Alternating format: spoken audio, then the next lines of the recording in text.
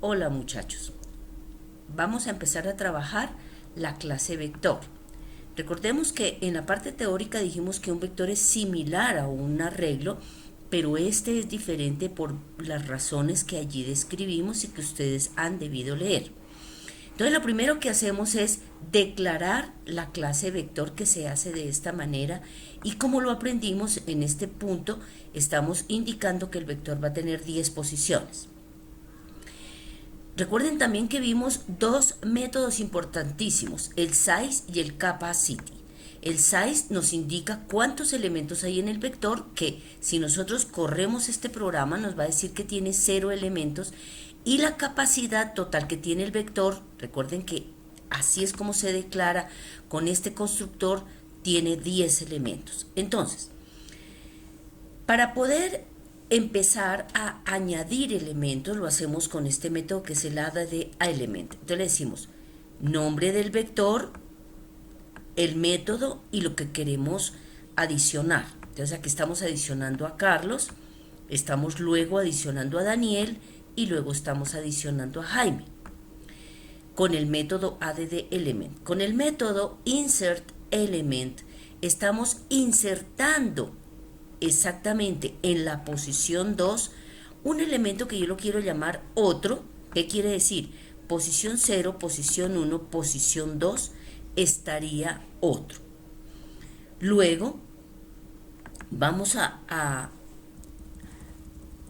generar los datos del vector y decimos simplemente, fíjense que a diferencia de los arreglos, esta es una particularidad que ya tienen los vectores, que es muy rápida la impresión. Simplemente le dice, imprimo los datos del vector y vec. ¿Quién es vec? Todo el vector. Y de inmediato le generará Carlos, Daniel, Javier y otro. Entonces, en ese punto, simplemente se hace de esa manera. Luego aquí le estoy diciendo nuevamente, recuerden que aquí el size era de 0 y la capacidad de 10, aquí mi size debe ser de 4. ¿Por qué? Porque tengo 1, 2, 3, 4 elementos. Entonces quiere decir que el size me dice cuántos elementos tiene el vector y el capacity me dice la capacidad total del vector que hemos declarado en este punto. Luego, ¿qué hacemos? Vamos ahora a trabajar a hacer un ciclo de repetición para poder acceder a un tipo de elemento. ¿Por qué? Porque resulta que cuando nosotros queremos capturar de teclado muchos elementos, esto aquí porque fueron 4 elementos, pero pensemos que yo quiero capturar 100 elementos, imagínate haciéndolo de esta manera, sería muy ilógico. Entonces lo hacemos con un ciclo de repetición común y corriente, como ya lo sabemos hacer. Aquí pedimos el dato y lo guardamos con el escáner, mírelo acá, con el SC del escáner, lo guardamos en la variable llamada dato y lo adicionamos en este dato, se lo adicionamos al vector y hace el ciclo repetitivo. Entonces a este vector que tenía estos 4 elementos le estamos adicionando otros 5 e imprimimos el vector. Recuerden que esta es la particularidad grande que tiene la clase vector. Luego vamos a decirle que remueva el elemento llamado Daniel, que eso ya lo vimos en la parte teórica, que hay dos formas de hacerlo: eliminar estrictamente o exactamente un elemento, o decirle que vaya a una posición y elimine otro elemento. Entonces fíjate que aquí estamos eliminando a Daniel y después el elemento que está en la posición 3. Y aquí hay otro método que le está diciendo remuévame todos los elementos. Entonces fíjense que si yo aquí le coloco una instrucción, esta instrucción para que me vuelva a imprimir, pues por lógica él no me va a generar ningún dato. Vamos a correr el programa hasta ahí a ver qué nos va generando. La dimensión del vector, ¿se acuerdan que dije la primera dimensión es 0 y la otra 10? Los datos del vector eran los preiniciales Carlos, Daniel, otro, que fue el que cambiamos, y Jaime.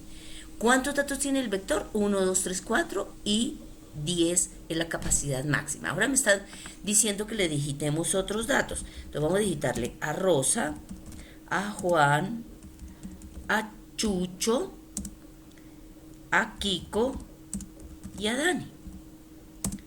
Entonces fíjense que aquí ya me dice que los datos del vector son los que teníamos, Carlos, Daniel, otro y Jaime, y los que acabé de indicarle.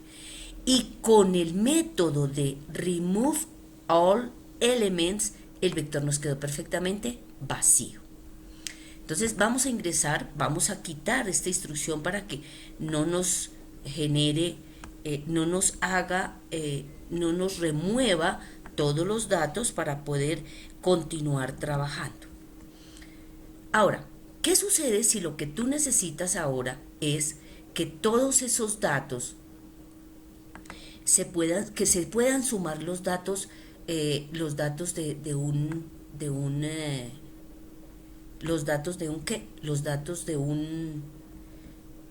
vector? Entonces voy a declarar con mi vector común y corriente como lo hicimos. Entonces lo que vamos a hacer es que vamos a decirle ahora que voy a guardar datos de tipo entero, porque antes guardamos datos de tipo string. Entonces con el mismo for voy a pedir datos pero enteros. Recuerden que esa es la ventaja que tiene el vector, que depende de lo que yo quiera guardar, pues de esa misma manera introduzco el dato.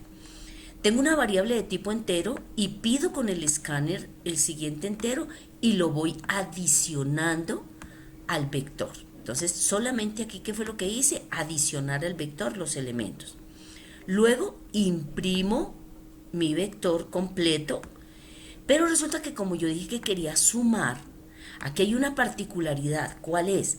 Que resulta que los vectores con la V grandecita, con la V, esos vectores solamente me guardan datos de tipo object. Un dato de tipo object es un dato especial que maneja Java y manejan, por supuesto, las colecciones, que recuerden que los vectores son colecciones, estos tipos vector son colecciones.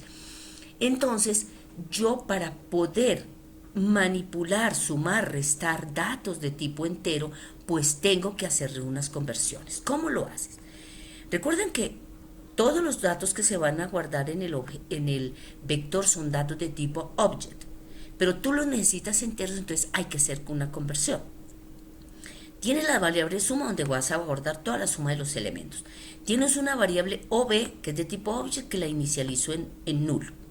Este es un dato genérico de todos los objetos que trabaja Java. Luego hacemos un for y decimos mientras sea igual que la cantidad de daticos que tengo en el vector, que por favor coja lo que tiene el vector. Recuerde que el element at coge el elemento 0, después el elemento 1, luego el elemento 2, etc. Por eso la I aquí.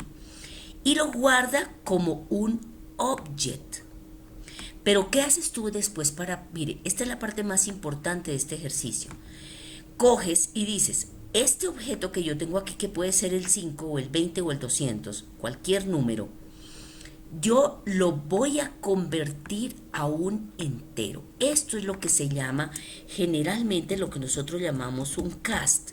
Un cast es una conversión de un tipo de dato a otro. Entonces, ¿qué estás convirtiendo?